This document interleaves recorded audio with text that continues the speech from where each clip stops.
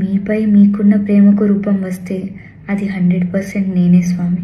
అందరికీ నమస్కారం. ఇంకా ఆలస్యం చేయకుండా అమ్ము నెక్స్ట్ పేజ్లో ఏం రాసుకుందో చెప్తాను, వినేయండి. గౌరవించేవారు ఎందరో, ఆరాధించేవారు ఇంకొందరు, ప్రేమించబడేవారు మరికొందరు. ఎవరికి సాటిరాను, ఏ ఒక్కరికి పోటీ కాను. మరి ఏంటిది అంటే, ఏ కారణం లేనిది, ఏ షరతులు పెట్టనిది, ఏ కోరిక కోరనిది. మీపై మీకున్న ప్రేమకి రూపం వస్తే అది 100% నేనే. 100% అగ్రీడ్. ఆ రాధకి కృష్ణుడిపై ఉన్న ప్రేమ అందరికీ తెలిసినదే. నాకు మీపై ఉన్న ప్రేమ మీకు కూడా తెలుపలేనిది. రాధాష్టమి శుభాకాంక్షలు స్వామి. రాధాష్టమి రోజు రాశారనుకుంటా. ఇవాళ నేను రాసుకుంటున్న ఈ జ్ఞాపకాలకి ఒక పేరు పెడదామనిపించింది, అందుకే ఇలా రాసుకున్నా. రాముని రాయపారానికి రాయబడ్డ రాతలు. ఆనాటి రాముని పోలిన ఈ శ్రీరాముని కోసం ఈనాటి సీత రాసుకుంటున్న రాతలు. స్వయంవరం లేని సీత స్వహస్తాలతో రాసుకుంటున్న రాత. ఈ మూడిట్లో ఏది పెడదామో మన ఇద్దరం కలిసి డిసైడ్ చేద్దాం. మనమైతే ఈ మూడిట్లో ఏం చూస్ చేస్తాం?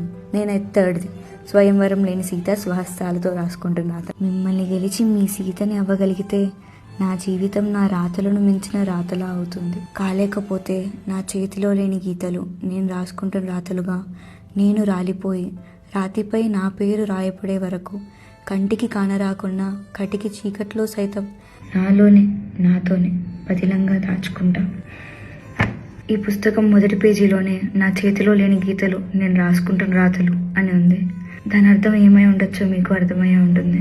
అంటే ఇది ఆ రాముని చేరని సీత కథ అన్నమాట. రాతలో లేని రాతగా మారిన మరో రాత కథ అన్నమాట. గుండె చాలా బరువెక్కిపోయింది. అసలు ఎందుకు చేరలేకపోయింది? ప్రేమను తెలపలేక చేరలేకపోయిందా, లేదా తెలిపినా చేరలేకపోయిందా?